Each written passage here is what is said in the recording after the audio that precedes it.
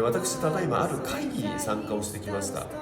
そこでは大体30ぐらいの団体がそれぞれ自分の活動を報告していくというタイミングがありました。で30ですから1団体あたり大体3分以内ぐらいしか時間がないんですね。短いんです。でそうすると当然話の内容というのは大枠ざっくりとした話にならざるを得ません。でもそれですと聞いてる方はなかなか記憶に残りづらいんですよね。で私ちょっと工夫をしまして、自分のところを象徴する具体性の強い話を2つばかり入れました。でこれ1つでもいいと思いますけれども、そうすることで聞いてる人の記憶に残りやすいという効果があります。こんな話し方の工夫もあります。